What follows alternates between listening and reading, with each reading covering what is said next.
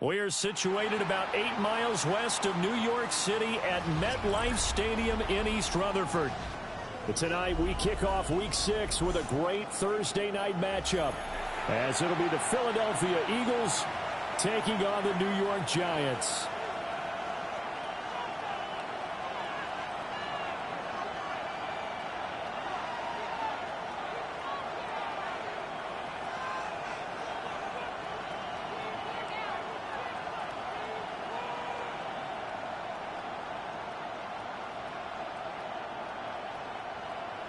Jason Sanders set to kick off.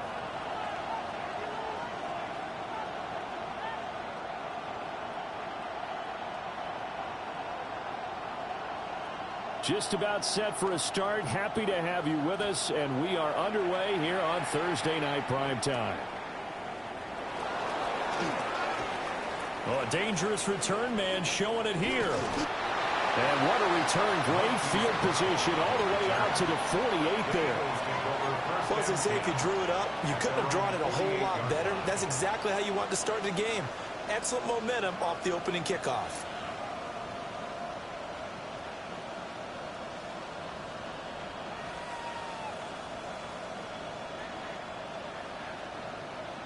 Coming out with a jumbo package to start the drive.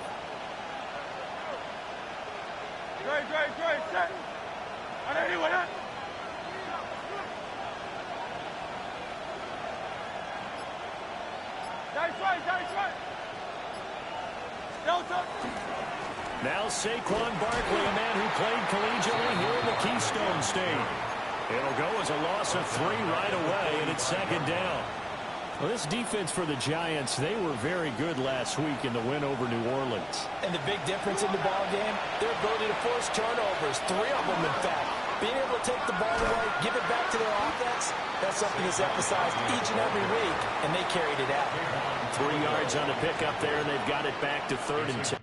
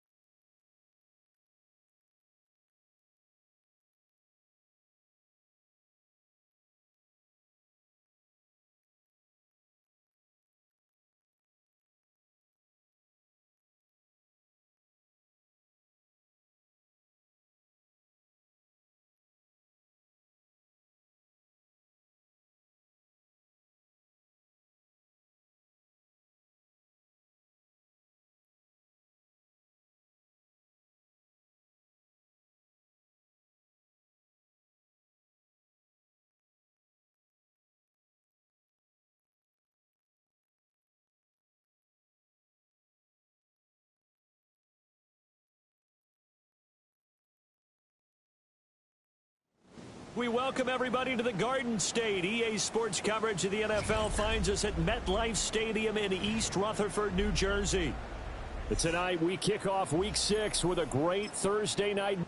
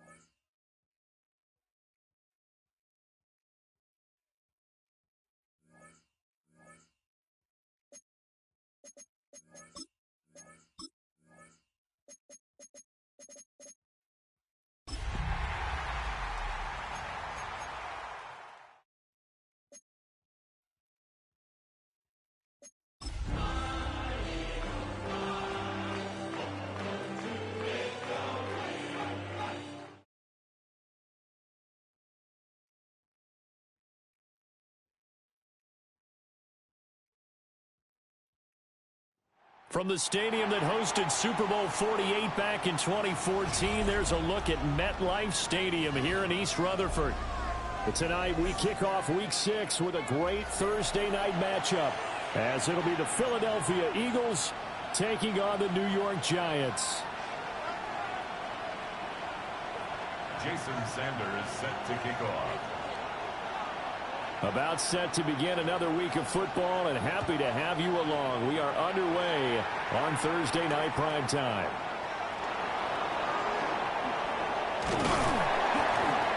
And he'll get it up past the 20 to about the 22. At their own 22-yard line.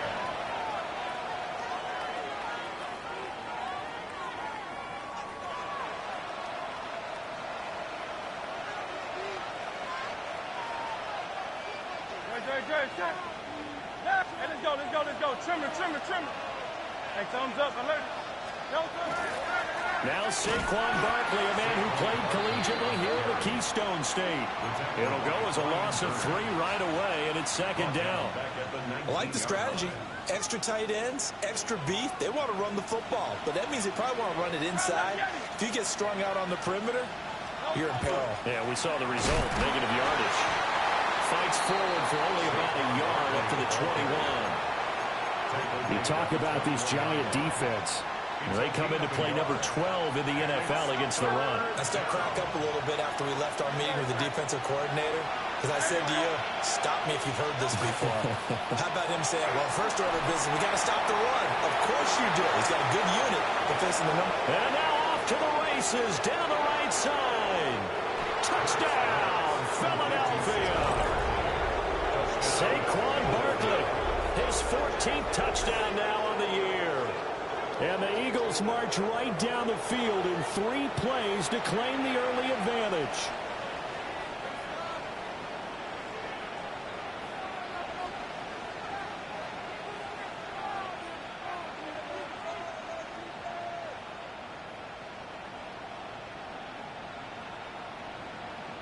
On for the extra point, Jake Elliott.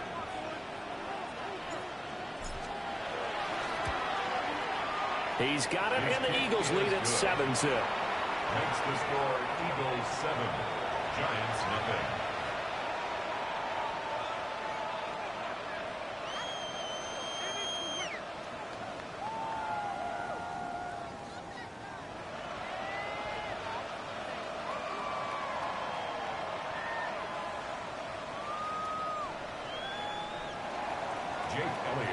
kickoff. Now after the touchdown, here's Elliott on to kick it away. And this will be a touchback as that sails over the end line. Their own 35-yard line.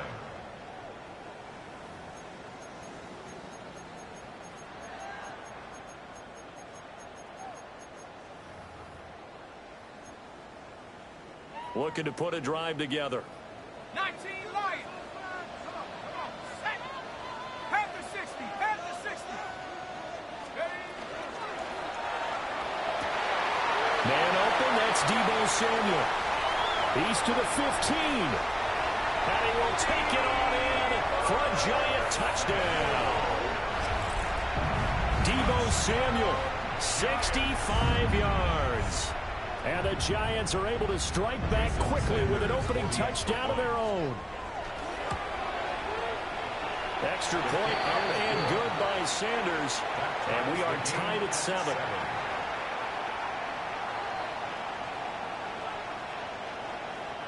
Jason Sanders set to kick off. Each team's had it. Each team has scored. 7-7 here as the kick's away.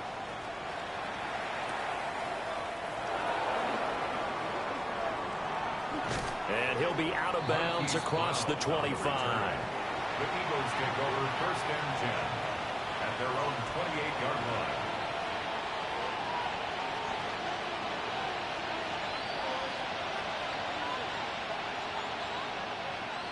Already at the line, this Philly offense set to go. As mentioned, this one of the hottest teams in the NFL, riding that winning streak into this one. But now playing here on Thursday night, do you think that this helps or hurts their momentum? Well, ordinarily, I'd say it hurts the momentum because now you've got that short week. But when a team's playing as well as they are, it actually allows them to down focus and only worry about themselves and less about their opponent. So when you're playing well, you just worry about the things you're doing well and let the opponent deal with that.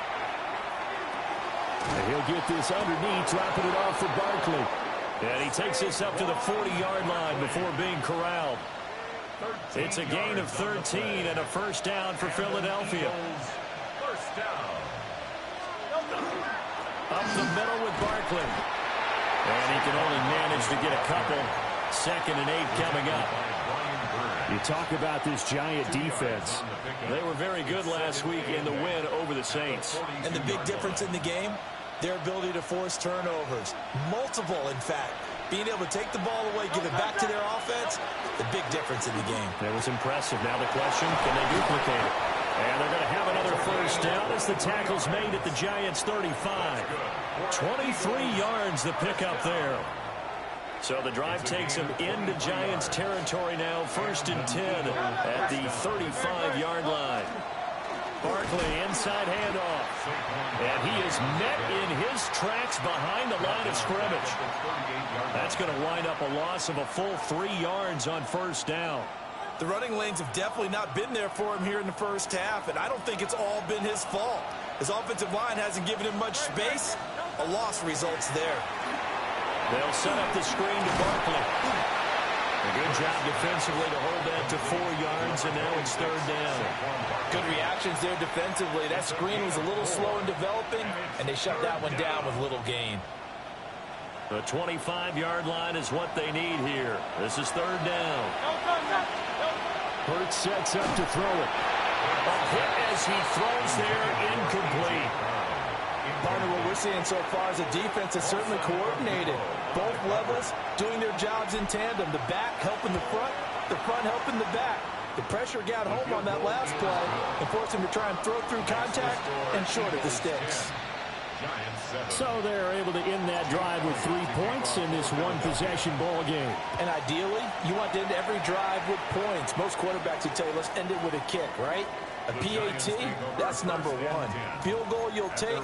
Punts, you really don't want to do that. In this case, they'll take the field goal and get prepared for the rest of the game.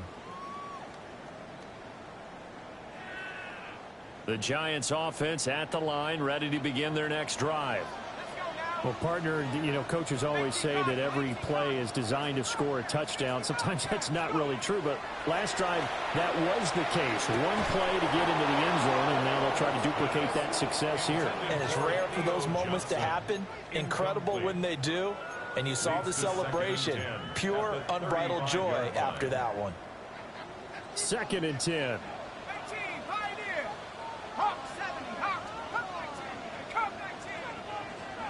To throw, Dart.